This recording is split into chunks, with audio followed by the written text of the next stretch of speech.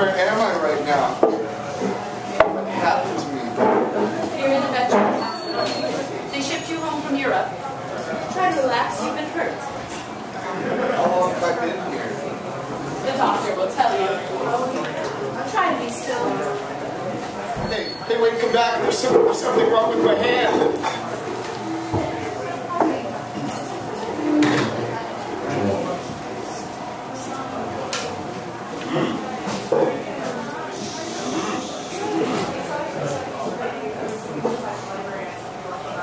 You've had quite a shock, young man.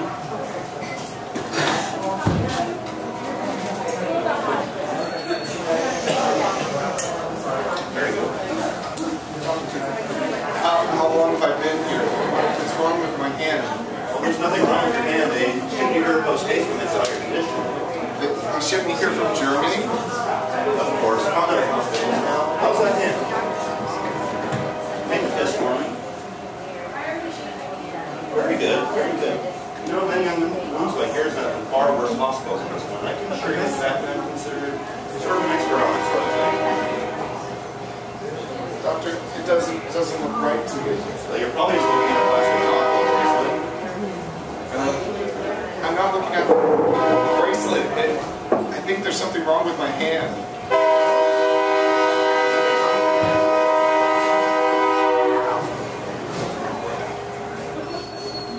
The left one corrected correctly. The color looks right. It's one of the jobs I see so myself.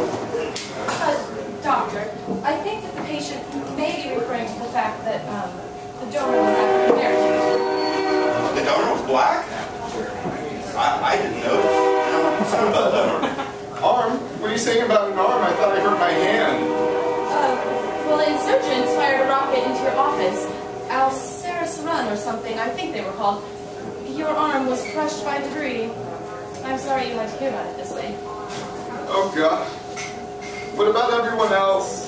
Well, they're all dead, I'm afraid, but what great gifts they left us. Such conscientious donors. Donors? Wait, you sewed someone else's arm on to me? Well, yes, we used an arm from an officer who unfortunately was deceased. That is, he didn't survive the attack. A captain. Look, the donor didn't attach that arm, and I failed to see any importance of the donor's identity. Look, your arm was gone. It was useless. And your fellow soldier, your comrade in arms didn't work, he couldn't be saved. So it was just a happy coincidence. I did a wonderful thing with that arm. Feel how supple it is. And the young man that lost it, he certainly no longer needs it. Look, it's a gift from that young fellow and me to you, and you should treat it as such. Now, just take it easy and do as the nurse says, and we'll have you feeling good as no time. Doctor, why a black arm? Are you still preoccupied with the donor's origin? Well, I should expect no less given the state of public schools, but surely you heard from somebody that there are no races, that whatever differences there are between us are mere superficialities. Underneath the surface, we're far more similar than we are different. Then why is it so much darker than the rest of me? Since my blood's flowing through it and all, it's eventually going to turn white, right? Look, I don't have time to explain this. Underneath the surface, that arm is no different than the one we had replaced. You've been preconditioned by society or somebody to think that your arm is somewhat better than any other arm, but you're wrong. An arm is an arm is an arm. Now, I'm afraid I must continue my rounds, just do as this nurse says, and I'm sure you'll see how silly you're being after you live with that arm for a while. Nurse?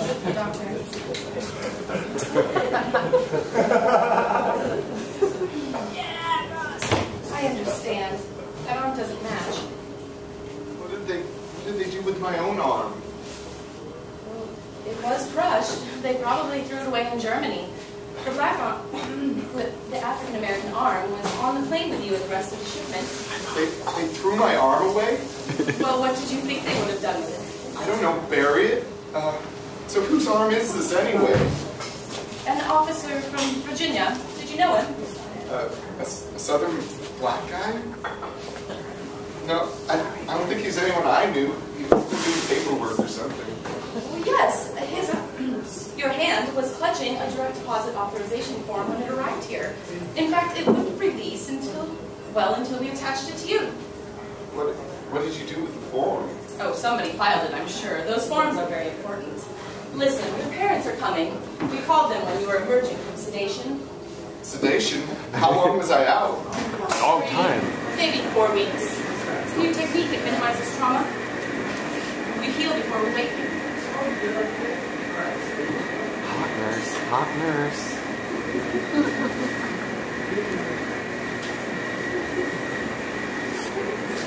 Oh, son! Oh, so delightful to see you! Oh. Mom, it's good to see you too. You look great. You do too, Dad. Sorry. Oh, gosh, it's just too much to see you. You look wonderful. And, you must show it to me. Show you what? Well, the arm, of course. The wonderful arm. You know about it? Know about it? I insisted that they attach it. I'm your next of kin, remember? They called me when you arrived and told me that they had an arm. A proud arm, an African-American arm. And I said, attach it at once now. I won't wait another instant. I simply must see it. Oh!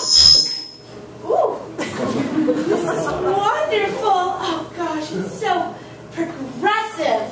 In fact, it's more than that. It's transgressive. Yes, that's it. It's perfectly transgressive. Don't you think? Don't you just adore it? Now, of course, you have a long recovery ahead of you, but I've signed you up for a wonderful class that I think will help you understand what this all means.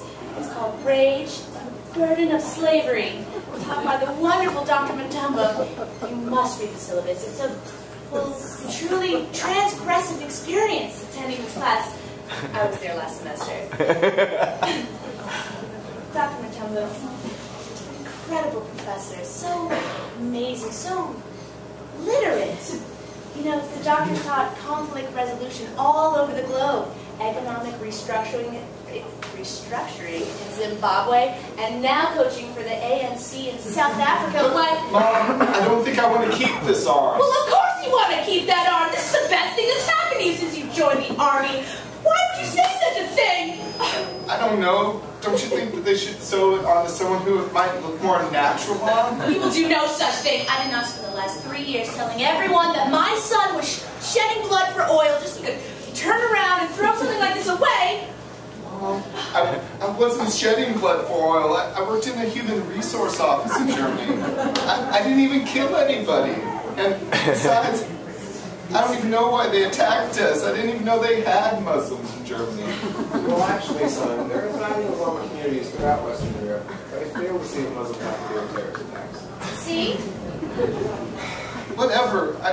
I don't know why they bombed us. Well, maybe they were tired of Fox News and their lies. Yeah, of course you weren't rising, son.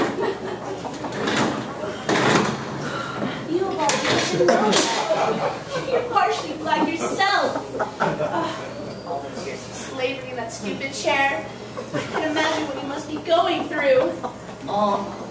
I'm Scottish-Irish, just like you. I refuse to hear it. You will not insult your history in front of me like some Uncle Tom. When I think of the horrors of slavery and the Middle Passage, not to mention the generations of institutional racism in this country, well, it's just too much to have you talk like that. I won't hear it. I won't have you siding with the 1%. But, Mom, Grandpa came over from Scotland in 1963. He never even owned a slave. I never even met a black person until I went to high school. We live in Cottage Grove. I won't hear it. Give him the book. I'm giving you Dr. Matumbo's latest. It's a story of your heritage. A chronicle of the oppressed people. There's just so much that you need to know. Dr. Obama's... Oh, God. Who'd you vote for? Right. Dr. Matumbo's writing is just so powerful that I think you'll start to see what I'm telling you about your struggle, about our struggle, our ongoing struggle. Of course, I'll have to be going now. I have a date, you know. Where are you guys going? Oh, he's not going anywhere. I have a date with Dr. Matumbo. So, you're okay with this? Your mother's gone black, son. She'll never come back. So you're letting her cheat on me with this guy? Oh, don't be silly. Dr. Matone was a woman, and now we must go.